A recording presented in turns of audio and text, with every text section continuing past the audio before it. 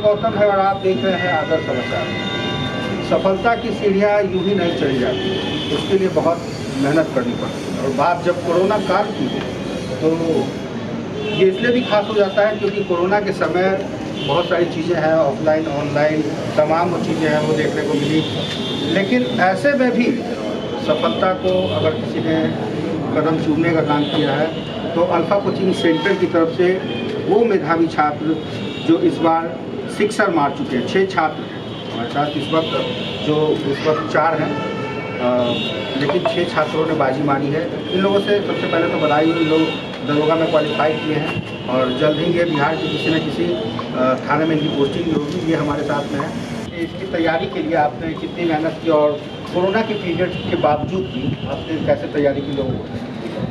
इससे पहले तो ये जो अल्फा स्टडी सेंटर है इसका सक्सेस मिलता है तो इसका बहुत बड़ा योगदान, क्योंकि होमवर्क मिलता था उसको कंप्लीट करना पड़ता है। एनी हो आपको कोई भी दिक्कत हो, घर पे हो बाहर हो, कहीं हो, आपको जो होमवर्क मिलता था उसको कंप्लीट करना पड़ता था। आपसे देखिए कितना भी समय लगता है, मिनिमम समय 12 से 14 घंटे लगते थे। मेहनत करना पड़ता था और हम लोग करते भी थे उतना भी आता था और जितना जो भी टाइम हमें मिल जाता था वो एक अच्छा समय मिल गया था और उसमें हम लोग जो क्लासेज चल रहे थे ऑनलाइन उसका बहुत बेनिफिट हुआ। आप देखिए इसकी तैयारी जो है किस तरीके से की आपने और क्या कहना चाहेंगे जो लोग अभी तैयारी कर रहे हैं?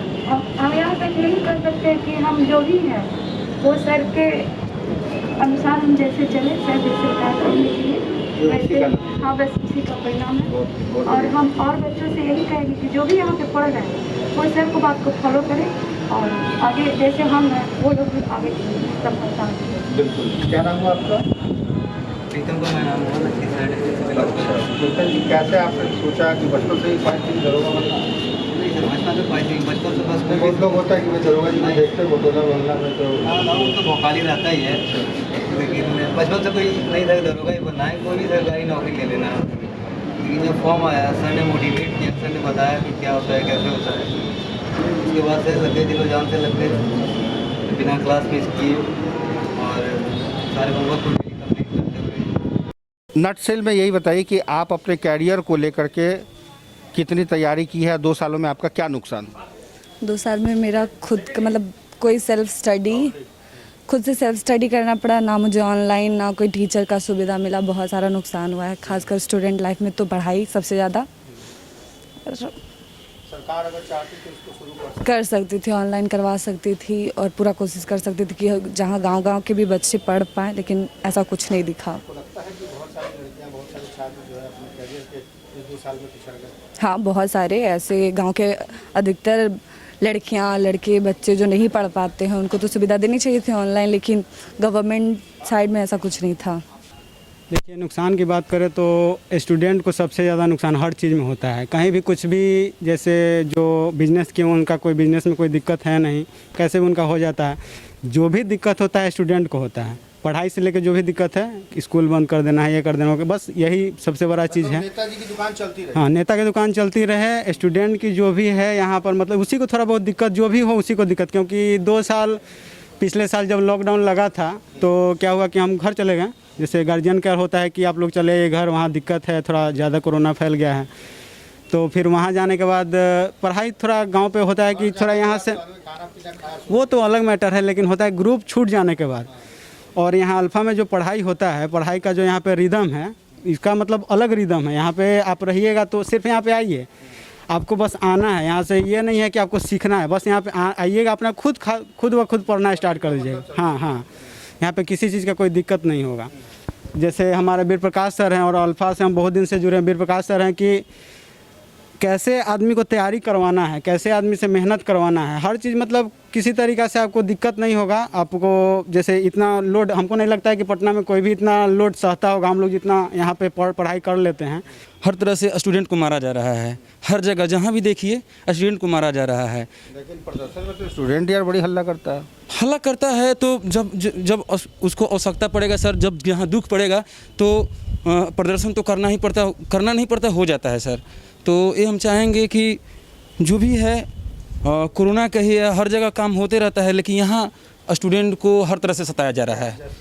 जैसे में कि पढ़ाई के ही लेके, जैसे नौकरी के लेके हम लोग बहुत उम्मीद से यहाँ तक आते हैं। पटना में घर जीवन किसी को भेजता बहुत उम्मीद से कि मेरा बच्चा जा रहा है पटना में तैयारी करने और कुछ बन के आएगा, तो उस उम्मीद से बच्चा का भी एक मूवमेंट बनता है, आता है और सोचता है कि हम यहाँ से जो गार्जियन हमारे फादर्स मदर्स जो भेजे हैं तो हम कुछ करके ही आएंगे। लेकिन कभी कभी बीच में ऐसा होता है सर कि जैसे कोरोना की वजह से हम लोग काफ़ी टूट के पड़े हैं। जो एक बेसिकली रिदम होना चाहिए जहाँ हम लोग यहाँ पढ़ते हैं। अल्फ़ा एक ऐसा इंस्टीट्यूट है जो तराशने का काम करता है। यहाँ जो हीरा जैसे बोला जाता है कि हीरा तराशा जाता है, वहाँ एक अल्फ़ा ऐसा जो जीरो से हीरो बना देता है। एक समय था जब हम लोग बिल्कुल निफ़िक्र होकर के और पढ़ाई करते थे और लगा था कि इस बार जो है पिछले जो दरोगा की वैकेंसी थी इस बार होगा। और यहाँ से आपको बताते हैं कि हम लोग 31 लड़के पिछले बैच में थे, उसमें से 27 लड़कों का पीटी और मेंस दोनों एग्ज़ाम हुआ है ना। और मेंस ऐसे समय में हुआ जब पिछले बार लॉकडाउन जो खुली है ना, उसके बाद एकाएक हुई। लेकिन फिर भी हम लोग के जो यहाँ पे मेंटर हैं, गुरु कहेंगे हैं, वो इतना मेहनत हम लोग के पीछे किए, न केवल ऑफलाइन बल्कि ऑनलाइन भी जितना संभव हो सका किए। और एक मायने रखता है 31 लड़के में 27 लड़के का अगर 2 एग्ज़ाम क्लियर होता है तो। और ये वो प्लेटफॉर्म है, ये वो जगह है जहाँ पे कहा जाता है ना अर्श से लेके फर्श तक वो काम यहाँ पे किया जाता है। मैं जब यहाँ पे आया था तो जो मैं बिल्कुल जीरो था, मतलब पीछे कहाँ पढ़ा क्या पढ़ा ये नहीं है ना। लेकिन जब यहाँ आया तो बिल्कुल बहुत कम जानकारी थी, न के बराबर जानकारी थी। और आज हम ये दावे के साथ कह सकते हैं कि अगर अभी भी सरकारी एग्ज़ाम ले ले है ना दोबारा, तो फिर से हम क्वालिफाई करेंगे है ना, दोनों एग्ज़ाम में क्वालिफाई करेंगे। भले जो है पीटी में जाकर के हम लोग को थोड़ा सा परेशानी हो गया, वो एक है ना लॉन्ग जंप की वजह से, लेकिन इस बार बिल्कुल निकल। हाँ, पहले से अगर इसी सूचना रही होती तो हम लोग उसमें भी क्वालिफाई करते। सफलता के पीछे की कहानी ट्यूटर की जुआरी आई। हम जानते हैं जिनके कहने पर बच्चों ने इतने दूर तक मेहनत की और आज सफलता की मुकाम को हासिल किया है। ट्यूटर सर से बात करेंगे, डायरेक्टर सर से बात करेंगे। सर ये बताइए, कई छात्र थे लेकिन फिर भी 6 छात्र सक्सेस किए, बाकी लोग नहीं कर पाए, तो सफलता को ज़्यादा बेहतर मानेंगे या फिर असफलता? देखिए, हमारे लिए सफलता ज़्यादा बेहतर। हमारा जो भी छात्र ये हुए हैं कुछ भी, मतलब फिजिकल का एक रूल ऐसा बदला ना, जैसे देखिए वो हाई जंप जो था ना वो टाइगर बैंड कर देगा। नहीं तो आज मेरे यहाँ 6 के जगह 50 लोग हम लोग का पूरा मेंस क्लियर के, ऐसा एक भी बच्चा नहीं होता जो मेरिट में छात्र, सब एक में एक योद्धा है, किसी में कोई कमी नहीं। जो भी इतना लॉकडाउन लगा पूरे साल सब पूरे मेहनत किए। हमारा फ़ोन से क्लास चलता था, जो भी स्टूडेंट थे फ़ोन किया जाता था, वो टाइम फिक्स था, अब 10 बजे अब तैयार रहना चाहिए जैसे भी हो। आपको कॉल जाएगा, आपको मोबाइल नहीं बंद, उसके लिए फ़ाइन भी रहता था। आपको मोबाइल नहीं बंद रहा तो आपको 100 रुपया फाइन लग जाएगा। इस टाइप का करके इतना प्रेशर था ना, तो बच्चे न चाहते हुए भी पढ़े। लेकिन एक चीज़ मेरे क्लास में ये बच्चे डिसिप्लिन के मामले में ना, ये बिहार में अद्वितीय है।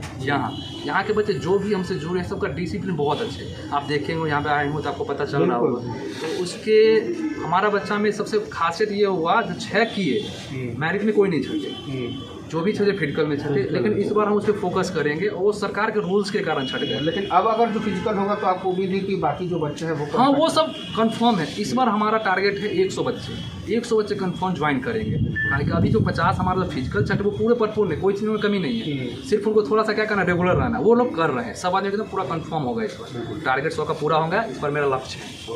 डायरेक्टर सर, आप ये बताइए सफलता के पीछे की वजह। देखिए, सबसे बड़ा चीज़ है कि हम लोग बच्चों को अनुशासित रहते हैं तो ऑटोमेटिक सफल होते हैं। जो कहा जाए, हमारे बच्चे इतने अनुशासित हैं कि जो जितना बोल दिया जाए वो सारे बात को समझते हैं और उसको फॉलो करते हैं। सबसे बड़ी चीज़ है कि वो मेहनत और अनुशासन दोनों को साथ में लेकर चलते हैं, इसलिए सारे बच्चे सफल होते हैं। थोड़ा सा फिजिकल में प्रॉब्लम आया था, लेकिन इस बार उसको भी मेंटेन दूसरे संस्थान से ये कैसे अलग मानते हैं? अलग इसलिए है कि यहाँ पे सबसे बड़ा चीज़ आपको देखने को मिला होगा कि यहाँ किसी को कोई प्रेशर नहीं दिया जाता है कि आप प्रेशर में रहकर हम टीचर हैं तो हम डायरेक्टर हैं तो अलग हमारा रोल है, ऐसा कुछ नहीं। हर एक बच्चा आएगा, हमसे बात करे, सर से बात करे, जब उसको जिस समय परेशानी हो, हम लोग 24/7 सुविधा देते हैं बच्चों को। जो भी समस्या हो आके आप शेयर करो, हम उसका निदान करते हैं। सक्सेस पीछे का कहानी ये रहेगा कि सबसे पहले तो हम ये बोलेंगे, दरोगा किसी को बनना है तो अल्फा स्टडी सेंटर ज्वाइन करें। दरोगा बनना है तो अल्फा स्टडी सेंटर ज्वाइन करिए, आप लोग सफलता जरूर हासिल करेगा। रही कोरोना काल में हम लोग की पढ़ाई की बात रही तो कोरोना काल में एक क्लास बंद हो गया था, फिर से और ऑनलाइन क्लास शुरुआत किए। उसमें जो होमवर्क मिलता था उसको सही वे में हम लोग पूरा किए, होमवर्क पूरा किए और उसी के परिणाम हुआ आज हम लोग दरोगा बने हैं। बिल्कुल। तो देखा आपने, ये है सफलता का राज, और तमाम जो लोग हैं वो सफलता की पीछे की कहानी भी बता रहे थे। उम्मीद है कि जो लोगों ने इस वीडियो को देखा होगा, उनको लगा होगा, उनके मन में या जहन में है कि दरोगा बनना है, तो कोरोना हो चाहे कोरोना का बाप ही क्यों ना आ जाए, अगर आपने ठान लिया है कि ये करना है तो करके दिखाना है। और फिल्मों में आपने देखा होगा दबंग, सिंघम, न जाने ऐसी कौन सी कई फिल्में हैं जिसको लेकर दरोगा की चर्चा होती है, और बिहार के दरोगा की तो खैर बात ही कुछ और है। इसलिए आप भी अपने जीवन के गोल को अचीव करना है तो मेहनत करनी होगी। सहयोगी मनीष कुमार के साथ कुमार गौतम, आदर्श समाचार पटना।